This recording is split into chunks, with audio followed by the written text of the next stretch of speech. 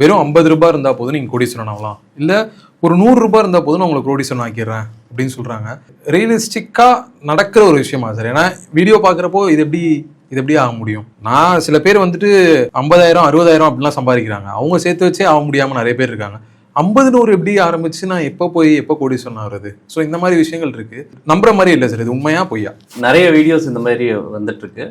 இதோட மெயின் விஷயம்னு பார்த்தோம்னா, நம்ம முதல்ல எடுக்கக்கூடிய அந்த அட்ராக்ஷன். ஒரு ஃபியூ செகண்ட்ஸில் 50ல் வந்து ஒரு கோடீஸ்வரன் ஆகலாம் அப்படின்னா ஒருத்தர் வந்து அந்த வீடியோவை பார்ப்பாங்க.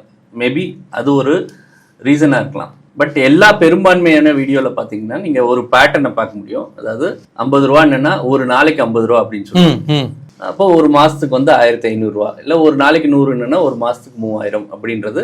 இந்த கால்குலேஷன்ஸ் இப்படி தான் போகும். ஜென்ரலாக வந்து இந்த ஒரு கால்குலேஷனில் அவங்க வந்து ஆரம்பித்து அதுக்கப்புறம் வந்து அதுக்கான கால்குலேஷன்ஸ் கொடுப்பாங்க. ரெண்டாவது, இந்த கோடீஸ்வரன் ஆகிறதுக்கு வந்து 2 விஷயங்கள் ரொம்ப இம்பார்ட்டன்ட். ஒன்று, உங்களுடைய ரேட் ஆஃப் ரிட்டர்ன். ரொம்ப காலம் முன்னாடி எல்லாம் வந்து 15% 20% அப்படின்னு எல்லாம் ரேட் ப்ரொஜெக்ஷன்ஸ் வந்து கொடுத்துட்டு இருந்தாங்க. இப்போ செபி நம்மளுடைய ரெகுலேட்டர் ரொம்ப கிளியராக ஒரு சில விஷயங்கள் கொடுத்துருந்தாங்க.